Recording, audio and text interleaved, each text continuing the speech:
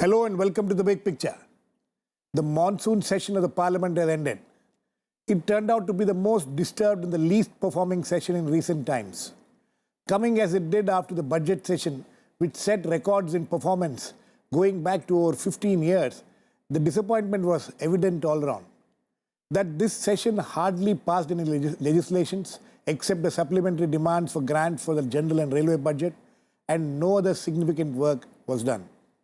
The session also witnessed some unprecedented scenes, and finally the only major debate which took place in the Lok Sabha yesterday was vitriolic and below the standards expected in a parliamentary debate. Why did the parliament come to such a pass? What should be the lessons to be learned from this session, and can we expect better in the coming sessions?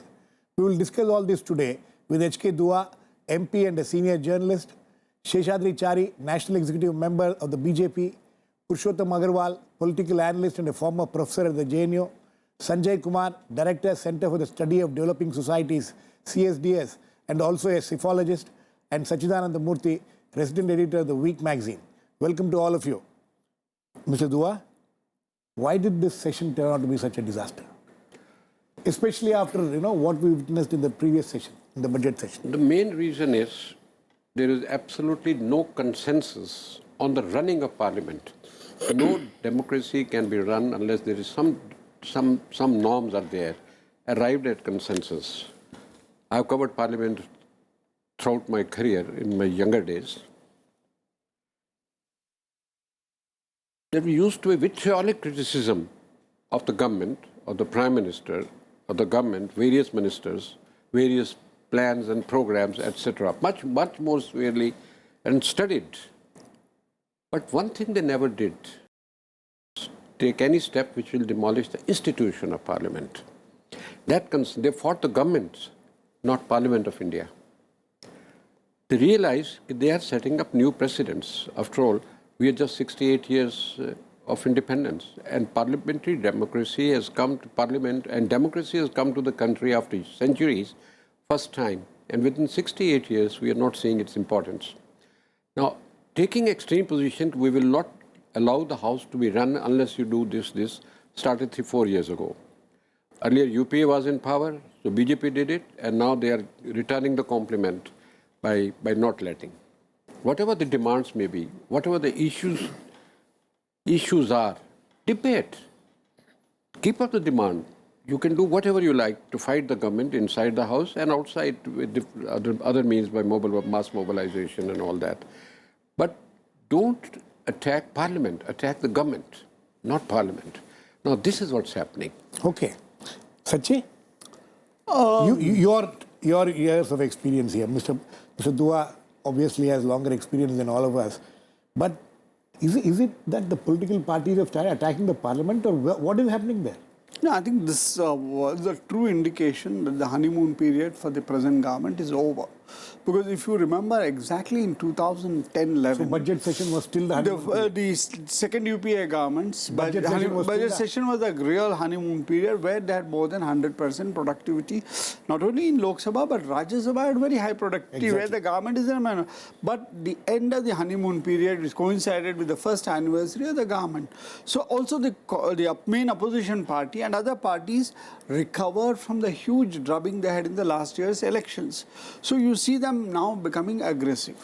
And then I think there was also a failure, as Mr. Dua said, there was no consensus, but also there's a failure in, meeting the demands of the opposition also reaching out, which we witnessed last time when the BJP blocked the one full session of parliament over its demand for a JPC into the 2G scam. And finally the government conceded it.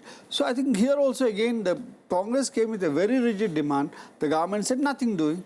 So with that, everything broke down. And also we didn't have very senior figures. As Dua Sahab said that people also, other leaders who didn't interview. I've seen former Prime Minister Chandrasekhar. He was a lone member of his party. But here at that stage, he'll go and talk to the Prime Minister, talk to the leader of the opposition. Okay, after now, Mulayam Singh tried it once, but then he doesn't have the same stature as Chandrasekhar had. So we all these contributed to the failure of this entire session. It didn't deliver anything. That's an interesting point which Sachi makes. Mr. Seshadri Chari, would you agree with him that, we are lacking leaders in stature who can rise above these things and assert their moral authority to bring order? Yeah, there is I think there are a combination of reasons. Mr. Dua mentioned about lack of consensus, but actually I think lack of consensus is the symptom. It's not a problem in itself. The basic question is there is probably no ideology left in Parliament anymore. Nobody objects to an ideological issue. The Parliament has been stalled not on ideological issues. The Parliament has been stalled not on issues of principles, but on some sort of gaining brownie points. I was always reminded about my Congress friends that you did the same thing. But I told the Congress friends that when we did it, when the NDA did it in Parliament, it's not that NDA was patted on the back. People criticized NDA, people criticized BJP vehemently at that time, and they said there are certain issues like economic issues, national security issues, where you should allow the Parliament to go ahead. And if you have any objection against the ruling party, you go and tell the people. People are the judge.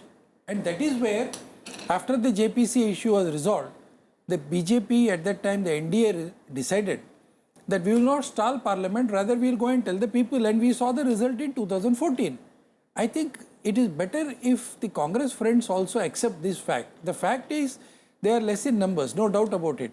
But as Mr. Murthy mentioned, probably this is one issue where they thought they can stall the Parliament and attract the kind of attention that they have otherwise been lacking. But unfortunately, it recoiled badly on them, and especially after what we saw yesterday, the sterling performance of these two leaders, Mrs. Sushma Swaraj and also Mr. Arun Jaitley, who were known for their sterling performance as leader of opposition in Lok Sabha. No, we are not and Rajya discussing Sabha the sterling performances, Mr. Chari. That's not the point. The point is different today. The idea is, it has resulted in nothing. It resulted in nothing. As far as the ruling party is concerned, they could not. As far as the debate, as far as the opposition is concerned, they could not make their point. As I mentioned, the debate also, touched its, lowest point. I think I'm sure others here will also agree with that. Mr. Professor Agrawal, ideology. Seshadri Chari is talking of ideology and principles are lacking in Parliament. Is that how you would look at it? Well, I would like to start from what Mr. Dua was talking about. I think that is the most important point, and it is important not only in the context of Parliament but also in the context of all the institutions. The political class of this country as a whole seems to be forgetting that democracy is not just about numbers. It is about institutions, it is about practices, it is about maryadas. Democracy is not just a number game, and therefore I feel particularly uneasy when any political person or political party justifies its whatever acts in the name of popular mandate. Because I believe that democracy is basically about institutions and certain practices. Popular mandate is important, but once you get into the Parliament, then that is not the important. Popular mandate is the crux of democracy, but how you function in a democratic institution is something which cannot be referred back constantly to popular mandate. That is the point I'm trying to make. After all, for example, the separation between the powers of judiciary and legislature cannot be overwritten by any popular mandate, as long as you continue with the constitutional scheme. Anyway, so the point which I'm trying to make, I think we should trace the history of this kind of disruption, not to 3 or 4 years ago, but to almost 15 or 20 years ago, when the then opposition insisted on the resignation of Sukhram, who was the minister in that government, and I think Parliament could not function for full 45 days or something. Irony of the situation was that the minister resigned. He resigned also from his party, formed his own independent or autonomous party, and the BJP allied with the same corrupt man in order to contest the elections in Himachal Pradesh. That is, I think, the point. You must have certain set of values which you will stick to whether you are in opposition or you are the ruling party. And therefore, I think the lesson from this session, which both the ruling party and the present opposition party should learn, is that whatever may be your issue, the idea of stalling the Parliament, yes, to some extent, expressing your protest, boycotting, expressing your protest rather loudly is part of the game. But this cannot be stalling the proceedings. This cannot be done. And why we are talking about only parliament? You see, the point is that when we are talking of the institutions and practices, let us say in some state, the ruling party at the center could be in opposition. How is it behaving there? That should be the parameter. How the party which is opposition in center is behaving where it is a ruling party. So until and unless there is a pressure from the people that there ought to be some kind of commitment to the smooth functioning of not only of parliament, but of all the institutions of democracy, I think democracy will be losing its real content. I personally feel quite afraid that we are heading towards a situation where democracy might be reduced only to a form and only a number game. And this is the most dangerous portent to my mind. Content suffers. Sanjay? Sanjay, you know, we have heard very pious statements being made, pious resolutions being passed in the past. 1997, 50 years of Indian independence. We had a midnight session in the of the parliament, you know, where resolutions were passed saying that these kind of things will not be done again. And within a week's time, Sachi and Mr. Dua, I'm sure must have witnessed it, like we all witnessed it. You know, it was broken in less than a week's time. So these resolutions and things like that are really not the solution to it. What is the solution? Certainly, these resolutions are not the solution. But I think when Mr. Dua spoke in the beginning that more coordination, there should be some consensus about minimal consensus about how should Parliament function. So I think what was missing in this Parliament was some kind of a coordination even before the Parliament began. I thought that initially it started with on the issue, like Congress was opposing the issue of Sushma Swaraj and demanding resignation of Sushma Swaraj, nothing less than that.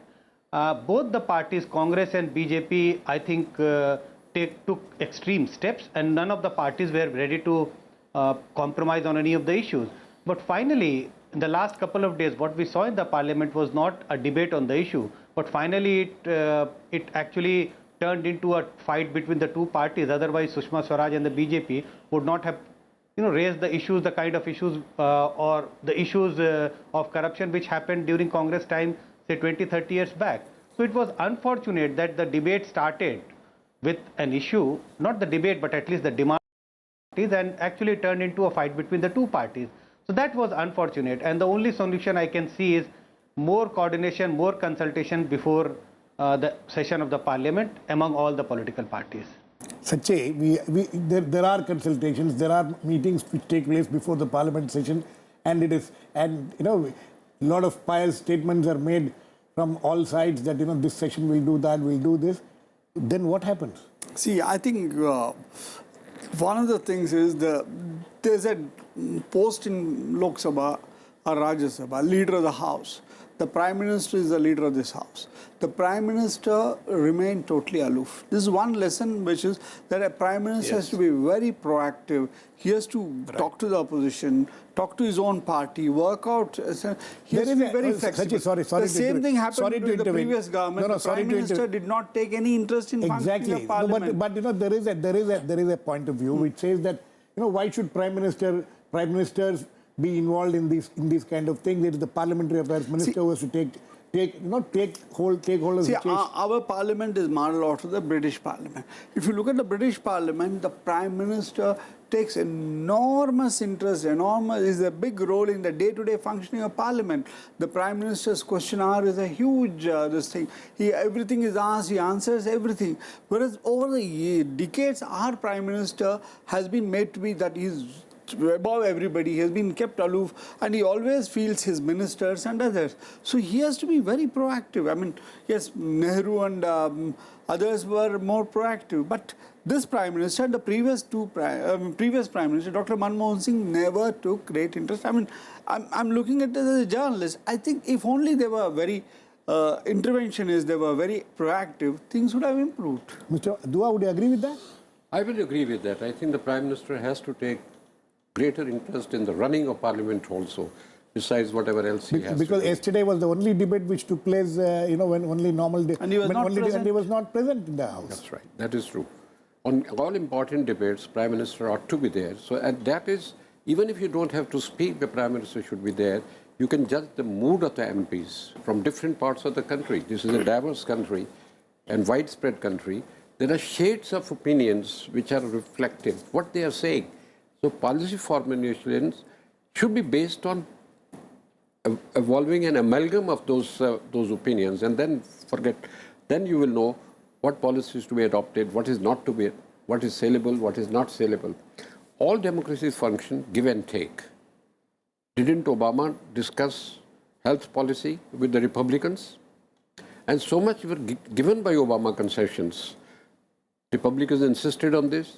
He wanted the policy to go through, that as his legacy. It was not the original policy. It came out after making totally different policy. But give and take was there. Doesn't German parliament, which is a coalitional government, there is give and take. So the give and take that we want only this policy to be adopted, say yes or no, that kind of a objective test cannot be taken in Parliament. That's right, Mr. Chari. No, give and take is one thing. The other thing is about, how you approach issues. For instance, why did this session, become such a waste? It was because of the resignations demanded. There have been resignations demanded in the past. Similar situations have arisen in the past. Now, do you think that some kind of a benchmark needs to be adopted now on when and how, or on what occasions can resignations be demanded, or should it be left to the morals of the ministers concerned? There are 2-3 things. Number one, a brief comment on this intervention by the Prime Minister. I think, contrary to the opinions of experts on the panel, my own contention is, I think the senior leaders of political parties, like the Prime Minister in this case, senior leaders of the Congress party, the senior leaders of the Communist Party, it would be better if they don't make their opinions public in the Parliament, rather than sit away from the Parliament. And there is a Parliamentary Consultative Committee, there is a Working Business Advisory Committee, and they could monitor the happenings in these committees, and then they could have probably evolved some sort of a methodology to come out of these issues. Therefore, if the opposition makes it a point that the Prime Minister should be present and he should make a comment, the moment he makes a comment, we will walk out, we will pick holes in that comment and then make a big political issue. So this gives in for more controversies, more problems. Number one. What are you Number trying? two. No, Mr. Shari, sorry. Number two. In the present case, you don't think the Prime Minister's presence was necessary?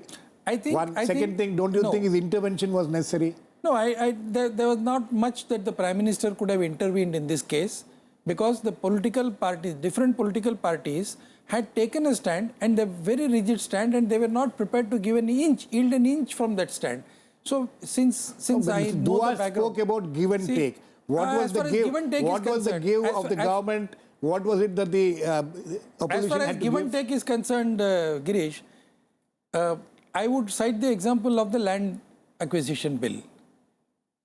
The Congress took a very strident stand on this, although the ruling party very conveniently told the Congress party Congress. that, look, other parties also had similar stands. It was other not just the parties were Congress. also there. There were contentious issues also in that. So what the government did, there was a suggestion from a Congress member that if you cannot resolve this issue on the floor of the House, you refer it to the Select Committee. That was what was done.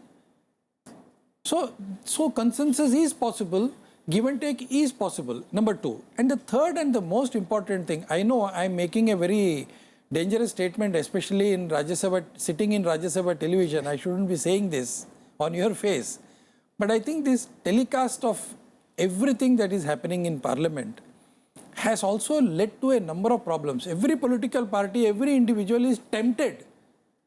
I don't think the word tempted is an unparliamentary word. Mr. Nikam may correct me if I'm wrong. Not on Rajya Sabha TV at least. But at least. So everyone has to address their constituency back home, which probably they would not get an opportunity elsewhere. So I think it will be a good service if that particular service is stopped. that service- Instead, in Rajya fact- Sabha and Lok Sabha television can do a mock parliament outside the parliament. No, in fact, that was what was being followed right till the other day, that, you're not going to show the placards Correct. or, people protesting. No, no, there is a- but then there is a point in which- I agree with what he says, please. but then it was the order of the Lok Sabha speaker which, I discussed this point with which Somnath Chatterjee. resulted in Sachi, would you like to react to that? But if you take this argument of Mr. Chari little further, he will say keep the media out of parliament. Let media cover a mock parliament. Because what happens No, is... Sachi, that's not my point at all. No, I'll tell you why. Keep the media in. There Keep the are media in. members who are already saying, look at the parliamentary committee. They are working very They're well. working very well. Because They're there's all no in media camera. there's nobody there and all. But then those are only subordinate organs of the main house. No, Girish, So- I'm sorry, but I think it is again the typical political way of shooting the messenger. Why can't the parliamentarians, we Function. are talking of consensus, I am told that when the new parliamentarians come, whether to Lok Sabha or Rajya Sabha, they are given lengthy orientation courses Yes. and all that. Why can't the honorable members of parliament train themselves to behave? Instead of banning the proceedings, telecast of proceedings. Because Mr. Murthy is absolutely right. The next logical step is that prevent the media also, because then, okay, there will not be visuals, but there will be a report next day or on the social media, and that very hour, No. that this member shouted like this or this member put a play card. So this no, will Mr. not be- Agrawal, Yeah. last UPA government did it in fact. They stopped the proceedings of the House. They stopped the telecast of the proceedings of the Chari House. ji, it is not when UPA did government not or suit NDA them. government. No, it is So not. what It I'm was trying not. to say No, I is don't think it was institution. stopped, It's not but a UPA government No, or what NDA I'm saying- government. I will, Yeah, I will, Yes, It's not Mr. UPA or Dua, NDA. I have to go to It's not Sanjay the also. just comment from this. I discussed this problem with Somnath Chatterjee. I say you're throwing it open to the television. Earlier we used to write in journalistic language, well, they are playing to the gallery. Yes. And we were the gallery there, limited gallery, and reaching out to the print media or the television. Television channels had access to Doordarshan by license. I said, once the TV cameras are focused on MPs, they will like to dramatize there. And they will be playing to the gallery, and gallery will be 120 billion people. Now that gallery has become big. I talked to a person who used to go into the well. He was from Odisha, very decent person in the lobbies. When I joined Parliament in 2009, he was the first to go into the well. And loud gestures and looking at the cameras. Yes. So I told him, I said, you seem to be, we introduced ourselves to each other. I said, where are you from? He's from Odisha. And what is your, I'm a lecturer there. A very decent human being, calm, quiet otherwise. But in the house, he used to go into the well and I'm not giving his party, that's limited because No, there are but- parties. so he was actually playing to the gallery. What he said, Dua Sahab, I say you must be, you will, if you have come back elected, you will lose votes. He says, no, Dua Sahab, this is wrong. Everything what I do is, they think our man is very active there Very in active. Parliament. Very active. So No, in the but name that of is activity, he was dramatizing. Sir, I think there's a redundant. I don't think there's going to be a time when telecast of proceedings can be stopped now after after all these years. Even if it is done on social media, But anyway, which you cannot control. Sanjay, coming back to the issue, what are the lessons to be learned? One, second, can there be some kind of a stipulation as to when demands of resignations can be made? So it is very easy to sit and contemplate that there could be basic norms which all parliamentarian needs to follow when they are having a debate in the house. But like for measuring the fever of a person, we have designed a thermometer. We can put it in somebody's mouth and figure out somebody has a temperature or not. But I think it's very, very difficult to think of a norm, evolve a norm, and based on that norm, we could try and figure out the judgment of, we could try and figure out the behavior of an MP, whether he's behaving properly or not. I don't think even this is desirable or this can be done. Some kind of a training orientation always takes place for the new members, But finally, it all depends upon the issues. I don't think, as I said earlier also, the kind of things which were happening in the parliament at this moment, last couple of days, it had nothing to do with issues. It was like a confrontation between two political parties, Exactly. as that happens at the time of election, in the time of election rallies. So those norms, etc., can hardly help, I believe. Okay, in fact, this session, if you witnessed, it seemed to have become a contest between just two parties. There are several parties in the parliament. It just became a contest between two parties, which we witnessed in the debate also yesterday. You think that why has this happened, and is that convenient to the others, and how is it? How do the other political parties take? Because they seem to be just spectators virtually. No, but in this parliament, because of the very peculiar results we got, has two parties which are very near to the size of the Congress party. If you look at the Trinamool Congress and the AIDMK, they are there. But then they have certain ambivalence in their various stance and all that. I mean, I thought that AIDMK being neutral would play a role in this, but then they don't have a leader. And again, Trinamool Congress has been very ifsy-batsy on that. So there's a lot of problem in the composition of this parliament because it's too fragmented. And then one side you have a very giant majority party in Lok Sabha. On the other side, some are genuine opposition, others are floaters. Yes. So it's very difficult to see. But then there's also no common. But then you must also notice that parties like YSR Congress, TRS, all of them have shown placards, have protested and all that. But the media also has now gone to the big fight. Show itself is a big fight. So the Congress versus BJP was a big this thing. And I think the Congress also, had been smarting under so many things. It is still, so it said that we'll go. There are too many old memories.